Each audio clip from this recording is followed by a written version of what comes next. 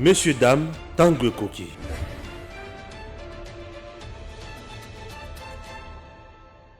Pasta, bonjour.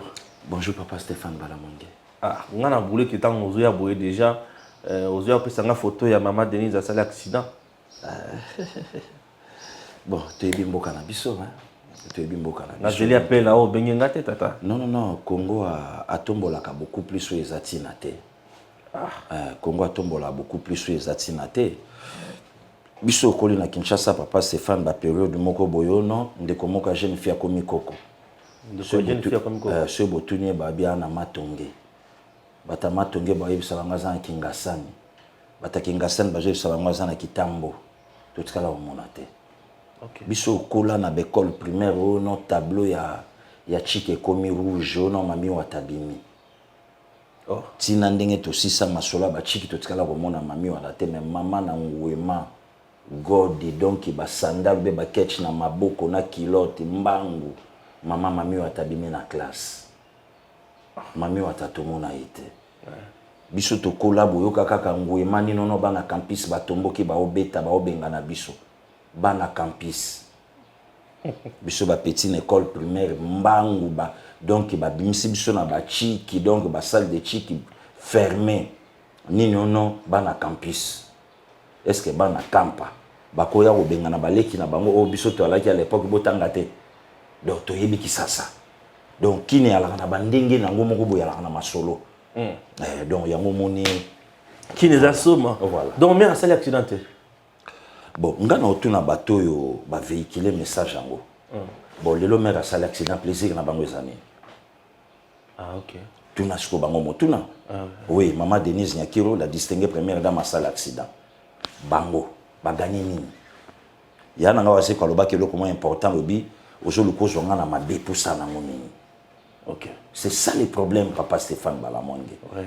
Mais elo ka na sepeli tam na sambeli nzamba yebisinga lobi gili loko ozo kende pa motono Balamongue yebisa bande ko wana nyonso moto nyonso a partager vidéo ya lokuta moto nyonso abeti li sola lokuta na longoli un an de vie ouais na longoli na bambiango pa la distinguée première dame.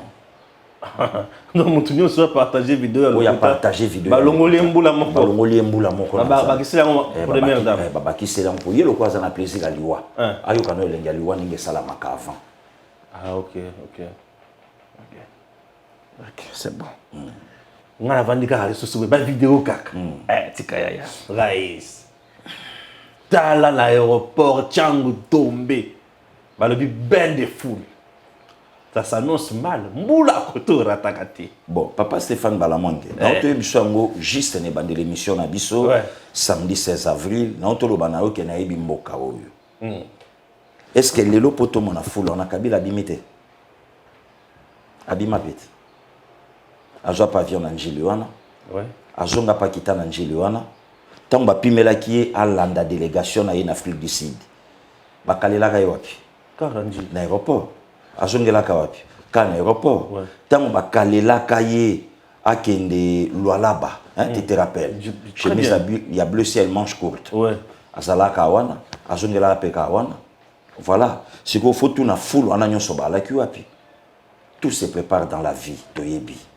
Ah bon? Oh papa Stéphane c'est pas pour rien ba le poto baloba c'est à forgeant qu'on devient forgeron. Voilà donc au moment to bandaka musalango to banda ngo lokola mais sikoyo ba makambo to lo balelo déjà tu stopper ça ngo réponse il y a une année avant une année passée to so lango déjà kabila bima ba période moko boye Tchangu ben ya nyama na ko tuna réponse à papa Pascal Efek mokuna abi me faut botuna ye place abimela kina na mutuka événement avec indeni après trop son na to moni ba to place abanda ko kende événement avec indeni Monika Tchangu Balamoko. Kambalamoko. Donc côté nyon so population zate. Il doit la quitter. Ba population zaka na Tchangu. Après pe Tchangu place abanda ko kende.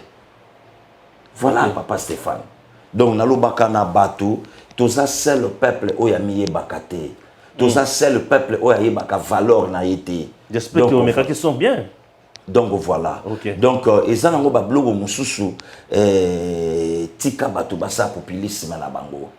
Tika mona mukasaka na zelo soka na posa osaka na zelo. Tika mona mukasimba moto soka na posa osimba moto. Donc toyebi na biso ba biloko wana très bien de kolanga Stéphane Balamwange ndenge salaka. Donc toyebi na biso. Il y a rien eloko ezate. Eloko ezate. Voilà. Bato bazo la raïs zonga biso toza bato ba sali sentir bazo kende na raïs dans la balubi ke yo nana biso ye moko na vola. Mais azonga ba libéraka et pourquoi? Oh. Oh. Ba libéra été zakaka nde. Non, ba libéra ngelo ba ke ba vota été. Ba vota dauphin na été. Ah oui. Mais c'est lui-même. Ah, dauphin zaki ye moko Kabila. Mais ye moko Kabila. Ba vota qui était pour nani? Papa Stéphane, est-ce que le peuple congolais a mis baka valeur na yi? Et on a zosé na Kabila zonga. Waouh, kolanda ka babilo musute. Babilo musu kolanda ngote? Yango désolé ba. Na yoki na soni ya papa Raymond Chibanda. Zela Te to wana. solo. Wana nazo beta kalate. Wana za ba Satan 3, wana za ba Satan 3, ba Satan 4. Lelo kangama. Oloba kozanga maloba te lelo kangama. Lelo nazo la Kabila qui pasta ko kangama. Lelo bato ba osenga Kabila zonga. Po abosana kini. Aya ubungisa. Ah, yeloko ya. Paselikia ya. Akoya ko bongisa oya tika ki ba baby sezani. C'est ça le problème. Biloko tika ki na priya bien biloko ebo matisi. Akutaka dollar na 311,16 francs congolais. Akeya tiki dollar na 1600 et quelques. Biloko ebo kusia on a deux. Biloko et mata depuis kala. Kabila ye. Mobutu atikela biso pour maréchal, atiki stade des martyrs, atiki ba palais du peuple, atiki ba bloqué belé, atiki ba onatra Kabila ya bomi onatra. Mobutu atikela biso problème à est Kabila ya boti problème à est. Laurent Désiré atikela biso kuluna te 18 et boti biso kuluna. Vous comprenez papa Stéphane Balamwange. Donc lelo babiloko mususu bato ba oloba ngana yoka ngo do toyebi na biso ba blague ba mauvais goût ndenge salaka. Toyebi na biso ngo. Donc toyebi na biso ba blague pa mpamba. Bazo benga Kabila po aya a s'enrichir lisusu. Kabila ya na pouvoir studioté. Kabila tiki pouvoir abimé na kingakati. Abimé na ferme na katanga soki comment ferme ngoni Kashamata. Voilà Kashamata. Parce que tant y a bimé na Kashamata, tant y a bimé na kingakati atikeli Congo nini. Kabila o lelo batu ba o bazonga na 2006 Kabila sali meeting na yazo préparer élection 2006. Interprète na Vital Kamerhe. Kabila la kibiso na relier Congo na Baroute. Kabila la kibiso na kotonga université na chaque province. C'est qu'à l'époque, il fallait tous en 11 universités. Ouais, puisqu'à l'époque, il y avait 11 provinces. Il y avait 11 provinces. Oui. Kabila Salangote. Kabila Ke. Nyoso Kabila la Kibiso. Ata ainsi les disent à Joaté. Na 2011, et pas na yo, Nekonanga. Et pas na yo. Kabila se permet à Koko sa population kassaïenne. Il y a Olobana Bango qui est dans 36 mois. Barrage à Katen des aussi là. Si le 36 mois n'a écouté, pour barrage à Katende na isilité. Kabila laki a kosi peuple kassayen boye. Alobi le londenge toza boye na est qui me koti. Kabila kosa peuple kassayen boye na yebi situation boza nango. Situation sociale na bino eza pasi. Si Kabila ke barrage à Katende wapi yango. Si Kabila ke université laissée par Maréchal Mobutu na Libenge. Achevé yango Et comment Zamba. Ouais, Zamba. Matata mutu na ye olia achevango, matata kutake ko bandela oyo ya ye moko. Non, papa c'est que le régime ya bato banda ko tonga biloko na bango moko. Ba bandai ko réussir na privé. Oui. Il y a l'état banda ko échouer na l'état. Papa Stéphane to vanda lelo. Je trouve mal lelo baloba ke peuple MC Kabila zonga. Na mboka na biso tozwi ngulu directeur ya kabina mokonza mboka kangami pona misolo ya mboka mais mama mokonza mboka ya kala akei kotala mwasi na ye po a consoler ye mais azwa difficulté ya okendotala la veuve aussi Chimanga Mokendi azwa difficulté ya oketala ba parents ya Thérèse Kapangala azwa difficulté ya consoler famille ya Lik Touloula ya mwasi Armatongo azwa difficulté ya consoler la veuve Armand Bongo Daniel Moteti. A joué difficulté, il y a aucun de consoler via Chebea na Fidel Bazana. mais azui courage ya okende ko consoler moto yo lelo aza président asali cabinet ya bavocat mais baza incapable ya kokende kosamba mpona incapable koyeba vérité qui a tué Rossi Chimanga Mokendi. Voilà papa Stéphane. Donc Kabila Zonga babiloko wana lelo. Et j'ai vu juste babado chegi moko boye na balabala batungo salité. Moi je me réserve mon frère. Moi je me réserve. Puisque situation au bandeko wana bazanango bato ba komisi bandeko wana na situation ni sandeko wana. Hein bandeko balimbisanga pona moi voir donc tout ezo menacenga vraiment. Ouais. Donc situation ya bandeko wana o ba komi nango et sa situation 18 ans incapable à otangisa bango. Incapable ya otangisa bango. Gratuité avec la constitution. Gratuité là qui article 43. Oh yemoko aloba ke bolinga ki yangote mwana biso moko nde bato tolengela ki mais bolengela ki quel enfant. Botangisi mwana ngo bien te. Botangisi bien te. Mwana kisimbi. Mais justement lelo yo situation nyonso ko kisimbi atanga soyi. Mais lelo difficulté nyonso Congo ezanango notre constitution est à la base. Mwana kisimbi yankita achaka kimia tena ndako. Mwana soni ya pesa soni ya famille. Akokangama na ye pendant akoma référence et adresse et avenue. Il y a venu. Lupango ya bato ya kisimbi wana. Oilandi. Voilà. Telemaka wana. Papa Stéphane, au moins lelo na respect babiso toujours moi ba minimum d'éducation na ndako baboti. Très bien. Lelo na ko take loko ndeko lukate me komela ye. Maintenant ndeko moko telema azo sala pel boye la ngai makambo na ye. Oyo ti lelo azwate. Mazana situation mo lelo soko beti yango bato ba oyoka mawa. Mais na moi minimum éducation na ko beta ye na ngote. Pe moko ka abimisa. Or, Bible lobi bana bali pamboli ko ute panzambe. Oh yazwa, c'est la bénédiction mais c'est la malédiction. Oh asenga ba ela yo ba donner ba donner. Boye langana betaye pasteur à chambre 26. Oui. Bongo yaza mama ya nani.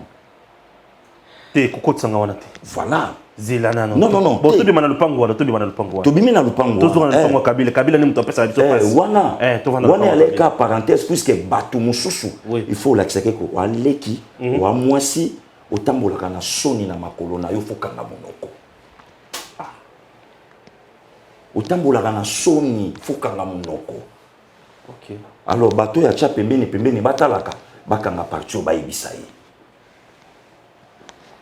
OK, c'est bon. Donc je préfère nazala militant que nazala mama ya soni.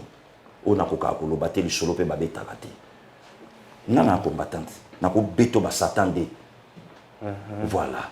Donc voilà papa Stéphane. Au moins lelo tangu situation bandeko oyo lobi wana babiloko mususu bandeko wana lelo bakangi même bango bomoto na bango à cause mutu wana. Vous continuez à accuser Kabila.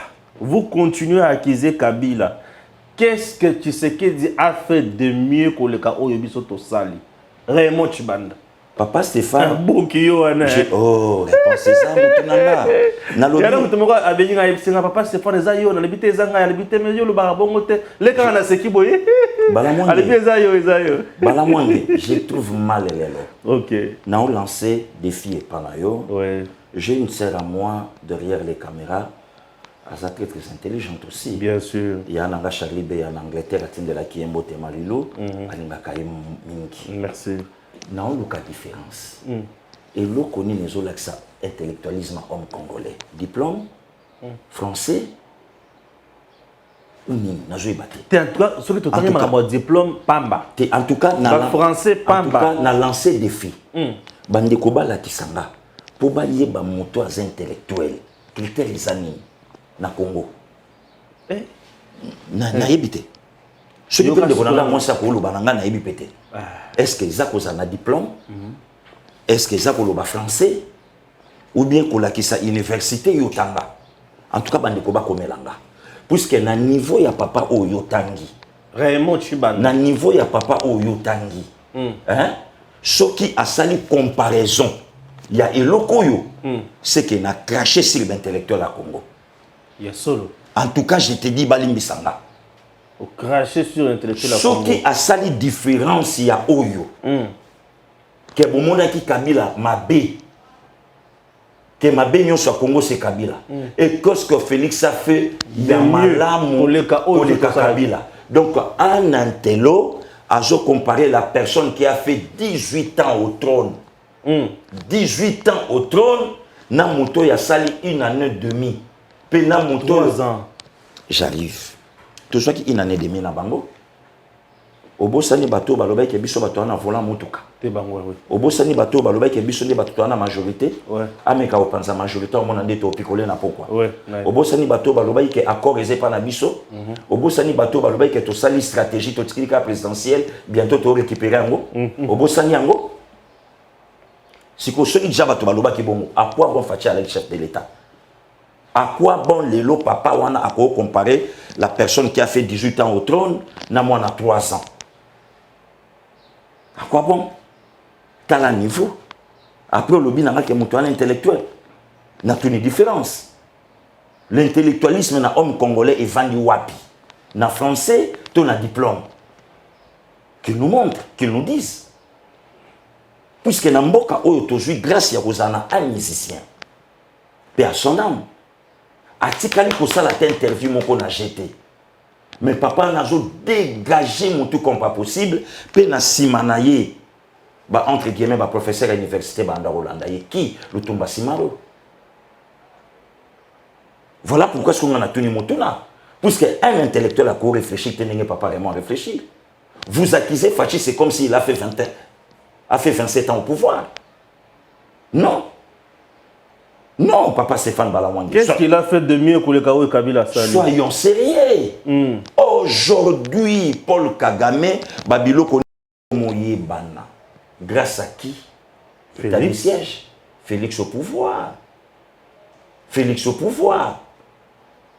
Les loyaux état de siège va avancer yango wana. Les loyaux mbo cannabis sur côté d'Afrique de l'Est ba échange babilo que belé. Les loyaux Congo drapeau zo pepa na G20 na COP 26 partout les loyaux papa Stéphane Bobo Toli Dan Getler c'est pas Dan. C'est pas Dan. C'est Kabila. C'est le pouvoir de 18 ans qui était derrière Dan. Bien sûr. Les lobos Botoli Yango. Les lobos Tumba Oyo Nyonso, le jeune ministre parmi les jeunes. Boudimou Didier. Maître. Bitumba Nyonso Oyazo Bunda. Et ça va chambre noire. Oyo Mobala Yibisagi Mwasi Kokotate. Kosimbate. Ça fait combien de temps pour Toyoka Lisholonga na Otoale non Bana? Kembongo on a biso ya pétrole Angola liaka yango. Ah bah selon Toyoka Ngoma Kasi. Tous allés awa. Oui, Toyoka Ngoma Kasi. Hein? Kala. Et aujourd'hui, le ministre a fait face na ba homme fort, ba pétrolier. Bah lui photo nyonga yo. Bah bi photo nyonga yo. Lelo, c'est pas Félix. Lelo IGF. Na aimons le Congo, na tombola honorable Mike Mukebai. Pour les autres, de l'autre côté, alors bien le ya malamo biso to encourager ngo. Tempo, biso ça va la Congo. Quelle différence entre Félix et Joseph Kabila bi nazana nyon sote na aka na moko. Alingete. Bon, yebisanga lelo wanga nango? Non, mais alingete. Oh, eloko yo facha réussir nango na nzela alingete. Vieux Luba et que vieux Luzolo Bambi a échoué nango na Joseph Kabila écoute. Il longoli ça même na musala. À la pa à bossa ministère. Et longoli ça même na musala. Papa Stéphane, omoni atanga ko Kabila yemoko na ba rapport. Omoni ba jewana bato ba sala kango na bato ba ye na politique ya tikitsa. Bato ba ye bien lokote. Mutako ya na ba blague wana panangata. Ba blague wana mutako ya na mwe panangata. Kabila zonga na pouvoir. Non, ni Fachi a sali koleka o Kabila sala. Mon délestage bimi n'est pas ka Fachi. Te tokutia ona Kabila.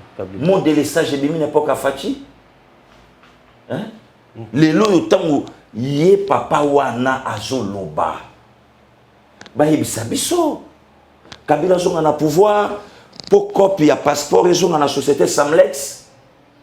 Kabila zonga na pouvoir pour la plaque d'immatriculation et mis tout cannabiso et zonga na famille na clan. Kabila zonga na pouvoir pour fortune na banque na biso un certain Selemani. Adondo nango lisusu. Adondo nango lisusu. Kabila zonga na pouvoir pour azwa richesse nyonso ya Congo akabela ngo batu. Non, papa Stéphane Balamwangi. Donc quelque part qu'est-ce qu'il a fait de mieux dans nos pesina biloko nyonso te bibisa ba yana. Et le comment jusqu'à présent on beta ba calibre 12. Et le comment ko Fatia sali ya malonga koleka Kabila Fatia zongisi dignité à homme congolais. Très bien. Rien que ça. Papa Stéphane. Plus des arrestations arbitraires. Oyebinga lelo, pardon. Plus de violations des droits de l'homme. Ndeko, pardon, au provoquenga. Oyebi lelo, hein? Ouais. Ceux to vandi. Bande kwa libanda ba Holanda biso. Tuna ndenge babanda ko chola bango libanda. OK. Tuna ndenge banda ko chola bango libanda à cause du président to alaka na ye. Mais aujourd'hui nous avons un président au lelo fierté zongi. Papa Stéphane Balamwangi. Tu vas dans le contexte à l'Ikambo, mon frère. Ouais. Le lona le bata de rese mémoire. Violon banda. Le lona le bata. Terminator. Le lona le bata de rese mémoire. Ah, ça de rese mémoire. Le lona le bata yango. Aloba yango alobi tozaka na moto moko. Wana mulubate. Wana combattre des pestes. Wana jale l'hôtel quoi pastel kili. Alobi tozaka na moto moko. Oyo lelo. Oyo lelo.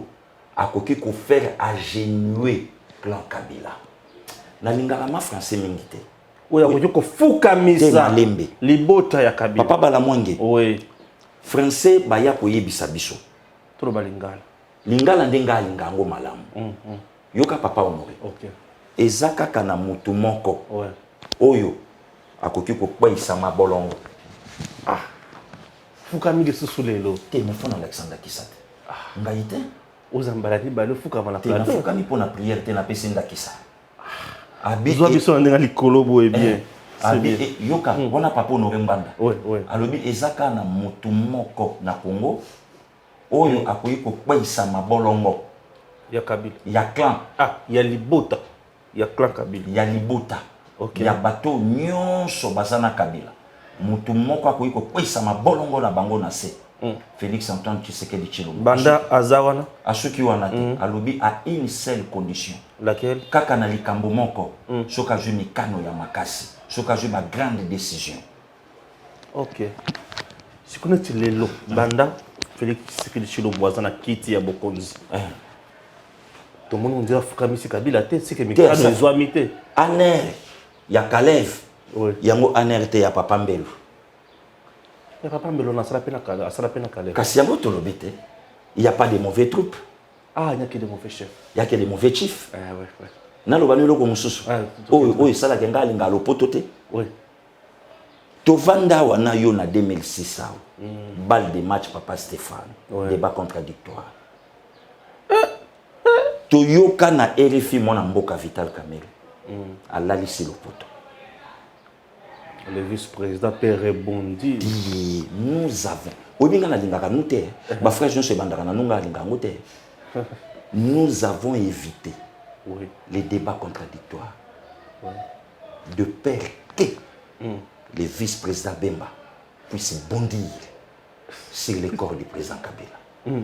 Parce que le quoi na lingaka lopoto te. Eza munoko balakisa ngati lelo na obunda nango. Parce que na lingaka lingala. Parce que ndenga lobaki wana nous biso. Toboyi. Mwana mboka Jean-Pierre Bemba na mokonzo ekolo Joseph Kabila. Bajongisa na maloba. Débat contradictoire. Bajongisa na maloba. Kobino bolinga ka français po boduma kabiso. Oui. Toboyi. Mwana mboka Jean-Pierre Bemba. Oui. Na mokonzo ekolo Joseph Kabila bajongisa na maloba. Pambate. Pambate. Mwana mboka Jean-Pierre Bemba bondir. Bato bayoki bondir mais yoka siko bondir na lingala. Akwela. Akwela. Maman Nadine Kalanga Kachal, merci pour tout. Pour Zambia Kubenesh. Akwela mokonza mboka na nzoto. OK. Akwela na nzoto. Papa Stéphane nini oyo lelo bato ya Kabila bakolo bana biso tovandi na kata République démocratique du Congo. Pouvoir à 18 ans et bêta ba moupé. Mais les autres t'as plus qu'au pas défier Félix. Ça qu'est-ce que mon konzamo kalobi na ye machi à momeno makela na ngai. To vanda wa lacrymogène. est-ce que lelo yo tate episcopo tango ake na ngambo mosusu abanzi kokanisa monseigneur catholique te ndena nyoso monseigneur catholique tate episcopo akufa na est babete masasi oui akanisi ete akanisi aussi te na Saint Augustin akanisi te mais batongeli bango so cathédrale moko boye pa Olive Lembe non omoni te bana bongo akanisi famille à Thérèse te le 21 janvier et bembe à Thérèse comment tu koya misuni ezokoya misuni akanisi te et bembe à Thérèse elenge mona mwasi wana le 21 janvier tate episcopo beta masasi akanisi te 2018 akanisi aussi Chimanga Mukendi te le 25 février 2018 akanisi yango te lelo yo tata oyo alobi bolakisa biso marche ya pamba autant de morts mais bango basala marche la plus courte du monde kobanda na Poidrouti na rond-point Saint-Louis marche la plus courte du monde ni gaz lacrymogène ni gaz ni blessé je me rappelle ko tazalaki na chapeau mende ya sala marche na chapeau ye kulutu wana alaki na chapeau marche na chapeau alati pembe papa Stéphane mais lamba ebebité limbisanga na déplacer les bande konanga bakasayen maloba limbisanga en tout cas loba na kangi papa Stéphane Balamunde limbisanga en tout cas bande konanga bakasayen ba ebike naza ya bango machi ya momenu naza na ba papa Gel Kayembe naza na ba docteur Yelema naza na ba kulutu Jean-Louis Chimbalanga dona na bango docteur Maël non docteur Maël Nicolas Zobomanga la réseau naza na baya donc Kabea ya Majili naza baya Jos Kakabea naza na bango ebele mais limbisanga sikoyo na beta ba arme non conventionnelle beta et pas bande konanga bakasaya papa Stéphane eloko nyonso na koloba na ko apuya mona Biblia tokende ya oyebeke biso to abana maréchal Mobutu deuxième république to botama wana lelo ndeko moko aleka na média ala kisanga en commençant par les tribus Mbandi après oye ko jwa biso nyonso ala kisanga isika un équatorien aleka azofinga maréchal Mobutu ndeko moko aleka ya Katangé ala kisanga un Katangé célèbre oyo aleka azo frappé Laurent Désiré na keti plus loin Laurent Désiré oyo azwaki pouvoir par coup d'état azwa ngona voix électorale te rébellion azwi pouvoir il est le père ya rébellion bala kisangai oyo aye kofinga même Joseph Kabila oyo leviengo imoke na lobake biso batu topesaka bango même identité ya bamapasa mais je trouve mal lelo bandeko nanga bakasayen est-ce que bayebi pourquoi bayebi saka bango biso te ko botamaka un kasayen ko joa pouvoir te na Congo na ebite tangu babanda ikoloba un kasayen banda tanga komba Tshisekedi te tangu banda loba un kasayen banda tanga komba Félix te banda loba kasayen en général précisément les Luba wana Raymond Chibandaza wana nayi malimbe il est là papa c'est fantastique na frappé nazaki pe loko ko bete ya boye tika na frappé il y a des vérités lelo et comme masqué bazo masqué yango oyebi pourquoi balobaka na kende plus loin na choqué bato na choqué même tribu nanga moko mongo Congo et cause la sauver par les Kassayans précisément par les Luba. Laissez-moi, Moutounion Shafinga Nenga Kofinga. Ce que j'ai dit, ça n'engage que moi. Rien que les Luba. Pourquoi? Les attributs ont la facilité pour pénétrer en haut. Machi.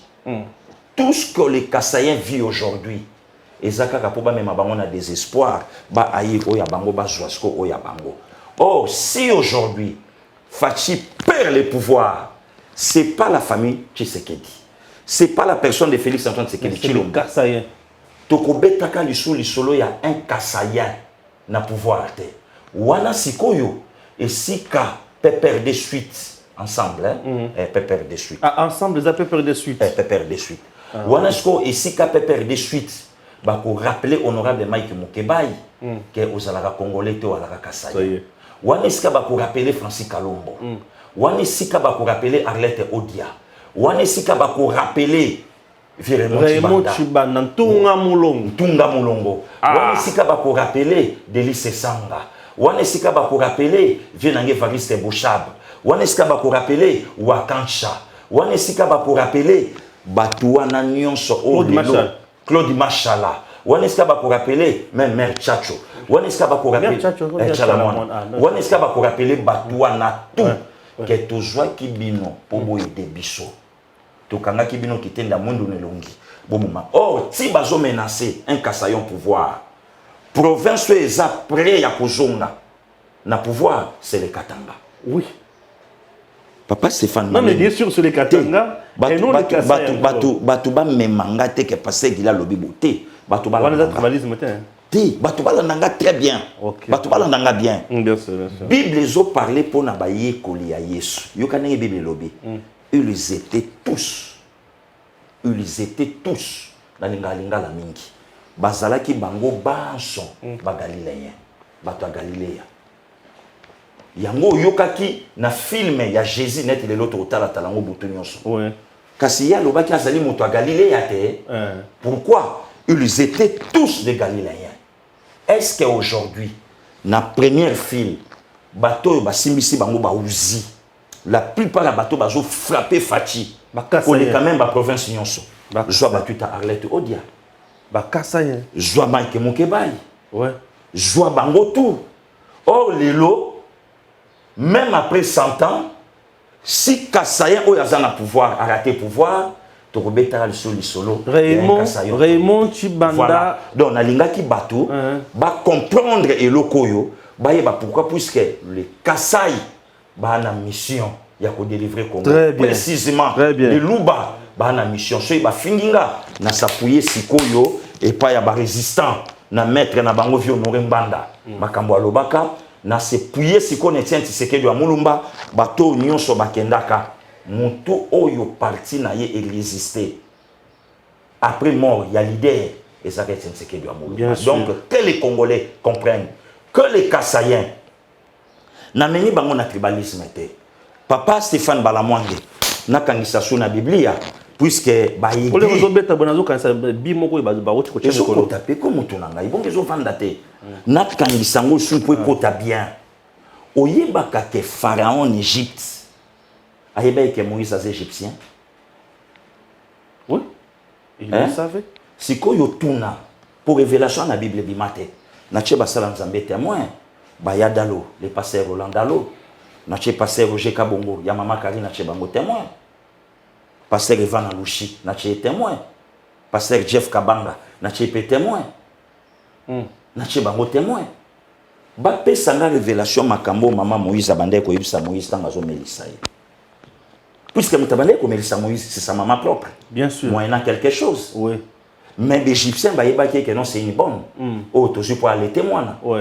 Mais nzoka zaki mama na ye biologique ouais wana siko na fungoli siko makambo yo mama bande ko yebisa mwana ye oyebi il y a un mystère entre maman na mwana rien que na komelisa mwana ye ba libérer facilement atakangi miso ayebi place ezalaka oyebi tanga zo pesa ye abanda ko yebisa ye je suis ta mère nous sommes des Hébreux toyaka na mboko lelo toza barumbu tango nyonso kokola aux Égyptiens te aux Amoyuda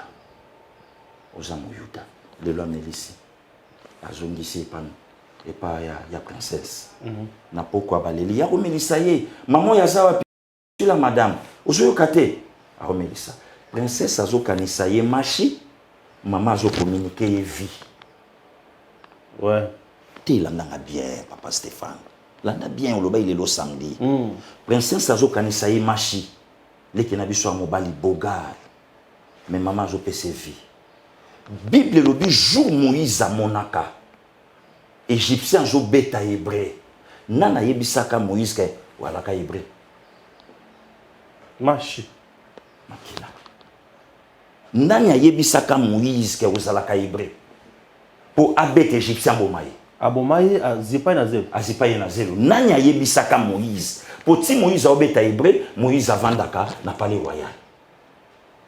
Wow. T'es tout solo là, papa Stéphane. Pour être mon bateau, est-ce que azalaka pasteur ya solo pour yem tatia kinga? Pour yem tatia kanga. Ah, ce n'est pas possible. Vas-y. Tant Moïse a obéta et tant Égyptien a obéta hébreu, Moïse a vendu dans le palais royal. Donc Égyptien. Et qu'est-ce qu'il a fait? Et le qu'on est poussé Moïse à bêta Égyptien par à kendena etina liwa. Machi. Papa Stéphane, na appuyé encore maintenant le banayo pour ba comprendre que non, maza président batu nyonso, nzambe wa piaza bololé. Abotisa biso biso so ba congolais toza bandeko pa ya bando kabola biso na ba tribu azoba te azoba biso so to ba congolais ouais mais ceux qui mubo azolo banga na oyokata ouais mande ko na congolais ouais mais mongo moka ko lo ba village natal mona père na ngate na oyoka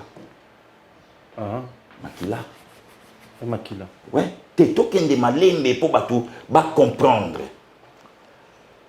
Joseph a connu Égypte. Na condition où batu nyonso ba yebaki. Batekaye, prison, tout ça. Jour bazo bimisa Joseph baloba teke un juif. Baloba un prisonnier. Azakuna a interprété qui songe moko boye langaye. Na Israël balelaka Joseph abunga akufa kuna koma safnet paneya. L'Égyptien va pesa ekombo, va pesi na mwasi, aboti na bango, ba tie na babiloko, ba mama batiaka awa, ba pesi na bikoti, akoma Égyptien. Jusqu'à tel point ba propre frère na ye ba moni après 17 ans. Ba oui ba yete. Mais yoka o Bible lobi kaka mokolo Joseph amona ka bande kona ye.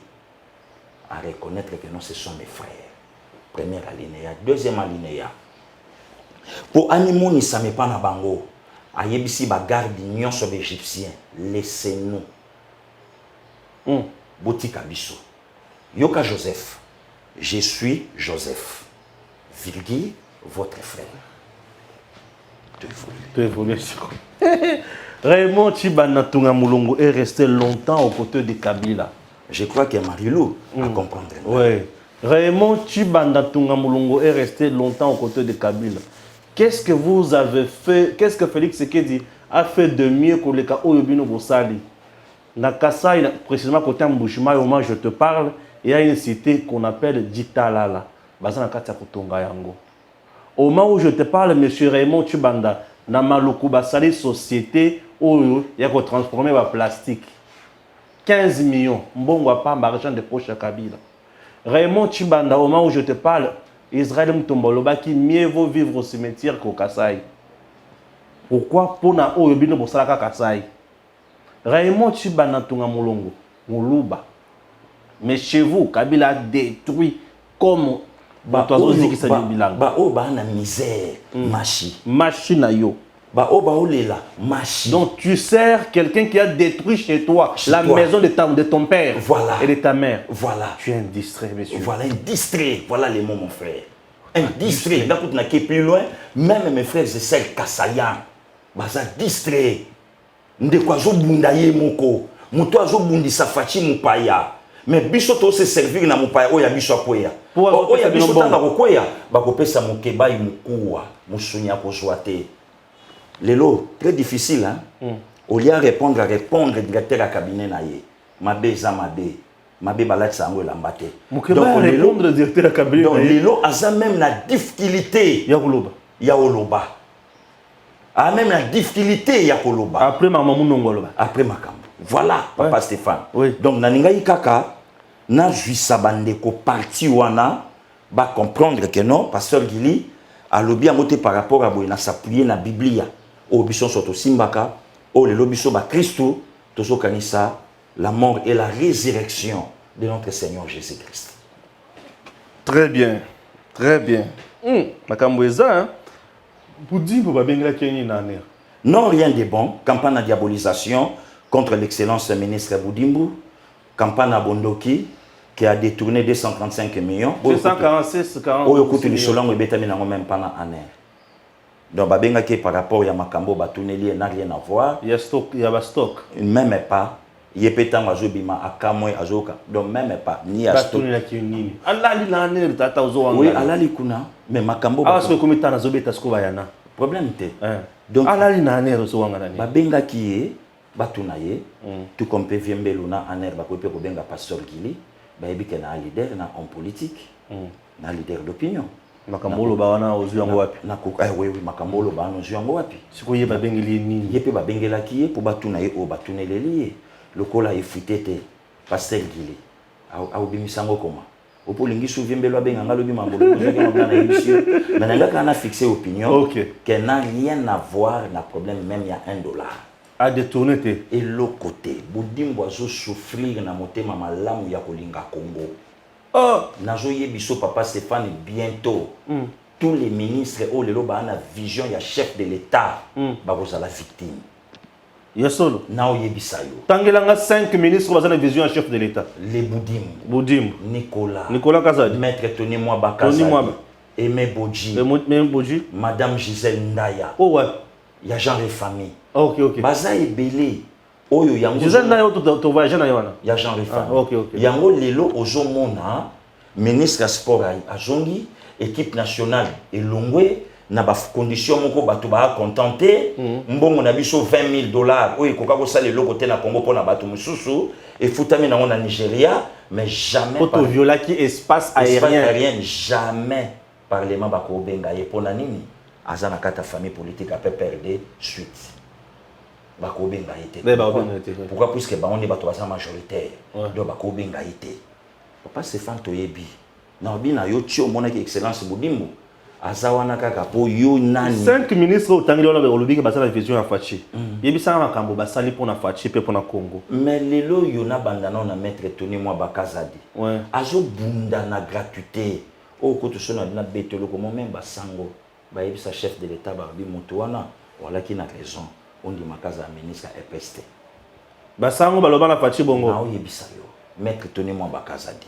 Papa Stéphane, il y a un de la patrie à l'obélo pour moi important, mais nous devons respecter les gars qui ont vécu. Dès les lots Motoba au Finga, maître Tony Mwaba. Les lots, ceux qui n'ont joué Boudimbo, cheval blanc, à sa victime. Makamba bloc 14, bloc pétrolier. Oh, il faut ça l'appel d'offres. Toyoka Yango, les lots y ont tous à Dubaï, à auto vendre pétrole à Congo. Oyokango, ministère ouvert dans la mer de Pongala, Jessamele la maï.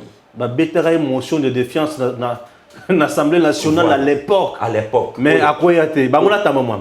Oyo amele la ngo maï. Akokate na hydrocarbures. Omoni lelo, nga d'abord na olo ba bravo. Pourquoi puisque Fachi a eu l'acceptation ma bébélé. Otoye barate. Que directeur à cabinet interpellé. Que le ministre en fonction interpellé. Donc, Aner a zappé na pouvoir, il y a quoi interpeller le ministre. Donc, on a entendu Aner a papa Mbelou, et Aner a Kalefte. Donc, Aner est joué la direction Moussoussou. Donc, il a interpellé le ministre, il est pour rien dans Makambo Babengela qui est. Il y a un analyse. Troisième ministre. Il y a un bateau. Oignon sur Babimisa qui va chiffrer, les Kouswanika. Tout ce monde, wana baloba. Mais ça, le Kabou a fait un bêta qui a le pays. Kassiamon a bisco baza. Baza. Kasina tuni yo ngai yo te baza baluba. Tangelanga ministre médiocre na régime na gouvernement o. Mais les loso na bina tangela yo ngana pensionnaire sport. Les loso na olela. Au contraire na poule na ngana zo Belgique, c'est un ministre médiocre ou incapable de faire qualifier équipe nationale. Incapable. Ministre médiocre. Papa Stéphane Balamonde. C'est bon. Ah ouais, c'est ko banda ko zo biloko moto. Nous avons fait la colonisation. En 2023, on a la campagne. On a déjà campagne. On a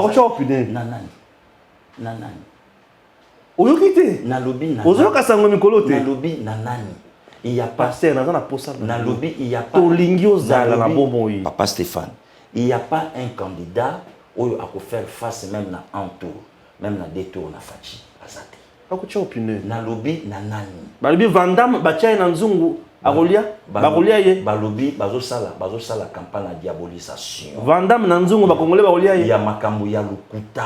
Ndo moni balatisi moto ba t-shirt ba chef de l'état babi ke noto olia nyao. Tant to bandolia kondo ko na mboko fachala mo konza mboka. Tant kondo ko ba jeune ba andolia kondo ko na mboko. C'est Kabila. Fachala mo konza mboka. Kabila. Bon lelo skoto mbo sali ba blague bana mikie. Bosu ba t-shirt à sika bo pesi ba to bo tumba nyao bo to na we ba chanchar. Mais pose la question na moto azo financer bango au dirigeant Katanga nini ala Katanga. O yo sala. Oyo koya osala molelo. Lelo pasi nini bo omona. Moto asalobi ke ngana liaka 60 millions. Ya biso ba Congolais pe yango lelo azo futela bande ko nga ba Congolais. Nde moto ko battre fachi. Est-ce que en 2023 on a capacité à kolobana batu que le peuple d'abord? Oh, mais nazo lo bango déjà. Le peuple d'abord. Papa Stéphane, na lobi na yo nazo koloba. Donc ndemo mona nga na plateau na yo à tout moment. Na sala ka déjà campagne pourquoi puisque nga politique na nga communication na nga je soutiens l'institution président de la République. Oui, bien sûr. Voilà. Donc le peuple d'abord de Kolomana en 2023. Voilà. OK. Vision Fachi Zanine, le colonel soit toujours bakazana vision te. Fachi c'est un homme d'état. Azo sambourier. Wana batonde ba sambourier. Tout na ba question n'est pas ba set kikuni. Il est commerçant, il est politicien. Tout na ba on aime ta sambourier. Tout na yé. Oso le peuple on a set kikuni. Il est qui devant moi? Le baba bilo connaît pas ba bolo choix. Et puis bateau ba yambaka na ba plateau ba bongisaka ta bendenge biso pe ba bongisaka biso. Ou l'équipe au bongisa ta moins longi. Le baba ta na bango. Tout na kata bango. Mais oui, papa Stéphane Balamwange. Tout na kata bango. C'est ça nga maïdena comprendre. O mais yo le baï ke non na sangi babo, o ba plein na ngobele. Et lukaka question pour nani atango. Tout na bango. En 2023, est-ce que Fachi vraiment a la capacité à postuler les sous passer sur 5 ans mandat pour faire souffrir les Congolais? Mboka PC a souffrir qui? Papa Stéphane ngala otokola kana. Billet kita mais avion mon a raté. Victoire yango ba osala. Bongolo ba osala. Ba chantier abanzela na Kinshasa partout. Auto takasa ils n'en parlons même pas. Oui. Ah bongo siko tolo banini. Tout wana dans 3 ans. Oh le long t'a offert face na nyonso. Avion zomo na te ba pesa mandat kaka. Na lobi na yo musala oyo zo salama eleki même na biloko ya kolia. Puisque va ba chanzungu na damage faut ba sukola na nzungu. Nzungu yala ki trouvé. Makambo la mabe makasi. Oui. Lelo na ko fioto la monoko. Okoyi bimbo nga ba Congolo zongo bino bo votenga nga président de la République et pozo kangi bande konanga. Ba kangi ndeko noni. O kasi bazu ba kangi bande konanga ba Congolais ba komisaye. Moko na monaki awa ba photo ezobima pour se comme carbonisé je ne sais pas na la vraiment sécurité na mamba réseaux sociaux to talakaka. Pour se comme carbonisé. Bon moni photo te. Alors bien en bonne santé. Ah mais gloire à Dieu. Alors bien en bonne santé. Et ça souhaite na biso nyonso za la bonne santé. Voilà. Na yoki ki Rwanda zana Paul Kagame zana kati ya koluka azo bato soki wapi. Pour votre information États-Unis sanyati cop na bango. Aboyango. Na posa oyoka ba cop na bino wana te. Batuba beta lisolo ya réponse au Fachi Ebisi Kagame. Soko zana posa to Kotsaba M23 na kata armée congolaise. Yo kozala d'accord ya ko embaucher ba FDLR na armée rwandaise. Oh, mais to beta pe masolongo ko papa Stéphane. Wana batu ba beta. Fachi apesi ngoloni. Wana batu ba kolobango te. Wana réponse ngoloni. Oh, mais le président oya za na actualité ya kotambola c'est Kagame. Kagame ngora zo tambola makasi. Parce que zo tambola pourquoi? Yé mutalaki na trône. Ba yela ka tout. Mais c'est Kagame qui dirige. Ah kasi ba yela ka tout. Lelo Kagame ko mo lela pourquoi? Papa Stéphane, au moins lelo bato fo balinga Congo. Il faut to koma un certain niveau to kutana na Congo. Il faut to linga ka Congo. Faut to koma na moment moko boye likambo ya Congo biso to bimisimbo mamisu. Voilà, nous avons un président oyo ayeko kutana ba câble nyonso. Basi bakangaki mokonza mboka lo fungola yango. Wow. Très bien. Wow, chers compatriotes, nous avons un dossier beaucoup très important. L'Institut supérieur du développement rural Tchubashi est un établissement d'enseignement supérieur public de grande renommée dont les résultats ne sont plus à démontrer. Il est sans conteste un véritable atout pour le développement. Cependant, l'ISDER Tchioubaji a toujours des problèmes de bâtiment. Après plus ou moins 40 ans d'existence, il doit cesser d'être sous-logé comme dans le passé ou d'être locataire comme dans les cas présents. À l'instar de l'ISDER Bukavu, il doit absolument disposer d'infrastructures propres et dignes d'un établissement supérieur officiel d'importance capitale pour le développement de la province, voire du pays, faute de quoi il ne saurait efficacement répondre à la mission qui lui a été assignée dès sa fondation. En 1979, sur les cendres du centre préuniversitaire de Kananga est créé l'Institut supérieur de développement rural de Kananga, et sur l'initiative de fait Monseigneur Martin Léonard Bako Lewailunga, archevêque métropolitain de Kananga. Et 3 mois à peine après son ouverture, il est fermé pour des raisons d'ordre financier et budgétaire. Mais ses biens et son personnel, hérités du centre pré-universitaire de Kananga, furent consignés à l'ISP Kananga. Je suis secrétaire général académique de l'ISDER Tchioubachi et j'assure l'intérim du directeur général. L'ISDER est un institut public donc, créé par l'État qui a fonctionné dans les bâtiments de l'État. Et entre-temps, nous avons acquis une concession à 7 km d'ici, à Mwimba, où nous avons construit 2 auditoires et un espace bureau qui peuvent contenir chacun plus ou moins des 100 étudiants. Et là, nous avons un espace pour la pratique et nous avons également une concession à Tchioubachi, plus ou moins 5 hectares, où nous allons surtout pour la pratique, les champs, l'élevage, la pisciculture. Nous étions jusqu'il y a peu dans les complexes Athénée, où nous avions nos auditoires.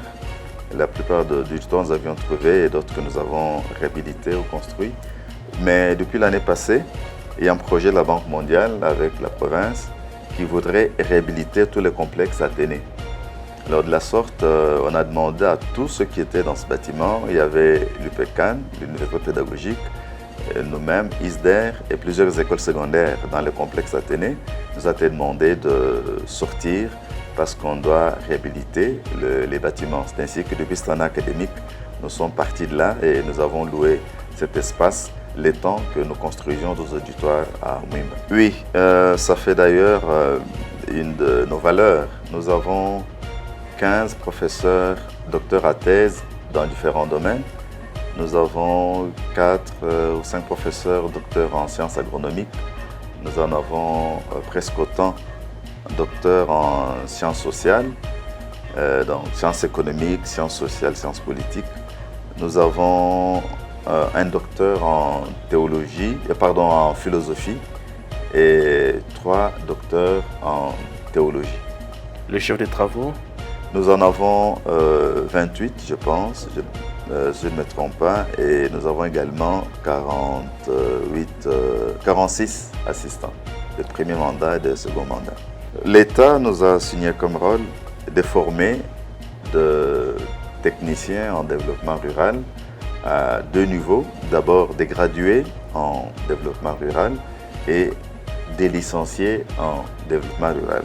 Et pour cela, nous avons plusieurs filières que nous avons organisées.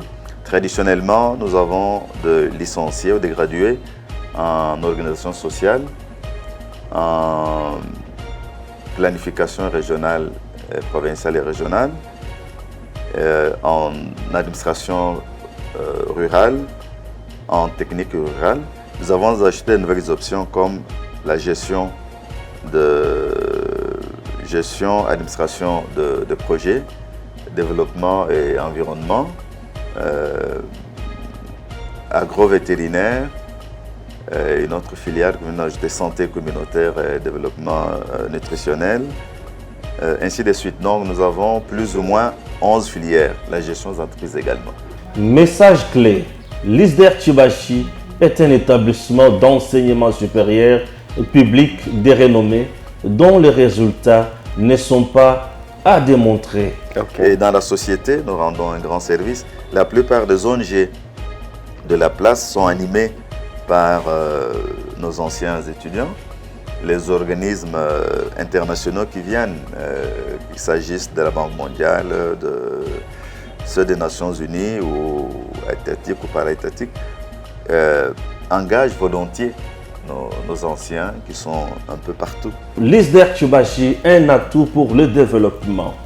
Plus ou moins 40 ans d'existence après, l'ISDER Tchoubachi doit cesser d'être sous-logé ou locataire. Il doit, à l'instar de l'ISDER Bukavu, disposer d'infrastructures propres dignes d'un établissement supérieur officiel d'importance capitale pour le développement de la province, voire du pays. Quelles sont vos préoccupations à l'heure actuelle, qui constituent bien sûr votre plaidoyer? Nous sommes préoccupés par les bâtiments. Nous avons un problème de bâtiments. Là où nous étions, nous avions un peu plus d'espace. Ici, nous sommes suffisamment coincés. Et nous sommes aussi, pour parler des bâtiments, nous aimerions quand même avoir un appui pour construire plus rapidement si l'État n'est pas capable de nous céder des bâtiments. Il y a beaucoup de problèmes dans la ville pour ça. Et au moins nous aider à construire. Par nous-mêmes, nous pouvons construire, nous avons déjà construit ce que nous avons fait. Cette année, nous pouvons par nous-mêmes aussi construire peut-être un auditoire ou deux, ça dépend. Comme nous avons de plus en plus d'étudiants, il nous faut maintenant des auditoires de 400 étudiants, 400 places. Donc ça nous demande un peu plus de moyens. Nous aurions quand même voulu que l'État, qui est organisateur de l'enseignement, nous aide à construire plus rapidement de bâtiments. À notre rythme, nous pouvons aller par un auditoire ou deux par an. Or, nous avons 5 promotions et nous avons, quand nous subdivisons en filières, nous avons besoin de plus de 20 auditoires. Donc, très bien. Et là, nous risquons d'attendre 20 ans, alors que si l'État nous aidait, peut-être en moins de 5 ans, nous pouvons être capables de bien placer tous nos étudiants. Ça, c'est du côté enseignement, mais nous avons aussi du côté administratif. Nous avons un personnel de plus de 100 personnel administratif. Et là, il nous faut aussi de l'espace pour ces gens-là. En plus des auditoires, je pense qu'avec notre site, si l'État nous aidait à avoir un home pour les étudiants, parce que nous sommes en dehors de la ville, c'est 7 km, et sans moyens de transport, les étudiants ils vont avec peine. Donc, pour le moment, ce sont les finalistes que nous avons placés à Mouimba pour des raisons stratégiques. Un finaliste ne va pas abandonner. Il a en 3e graduat ou en 2e licence, tandis que les débutants, nous les gardons en ville pour question de facilité. Mais si nous avons un home d'étudiants, de filles, des garçons, une restauration, je crois que ça nous faciliterait la tâche. Et même le milieu aussi les plus propices à l'enseignement. C'est calme, il n'y a que les chants des oiseaux qui nous dérangent, tandis qu'ici, en plein centre-ville, on est à côté de marché, on est à côté de tous les bruits de la musique, des églises, et de tout le monde. Parfois, l'enseignement perd sa qualité à cause de l'environnement. Donc, notre environnement là-bas est meilleur et nous ne demandons que de l'appui pour nous aider à aller vite, pour mieux construire et construire plus rapidement. L'ISDER dispose déjà d'une concession à Mouimba, 32 hectares capables d'accueillir des infrastructures nécessaires à son fonctionnement. Ces infrastructures, dont le coût est estimé à 10 millions de dollars américains, comprennent entre autres 15 auditoires, une bibliothèque, un amphithéâtre, 15 bureaux, des ateliers de pratique professionnelle et un hangar pour l'entreposage d'équipements. Les dites infrastructures peuvent, et comme c'est le cas dans les autres provinces, être financées par le FPI dans le cadre de son programme de subventions. Notre appel pathétique pour doter ISDER Tchoubachi des infrastructures propres à la taille de sa renommée est lancé au président de la République, à l'autorité de tutelle, son Excellence Monsieur le ministre de l'Enseignement supérieur et universitaire, ainsi qu'à toute personne de bonne volonté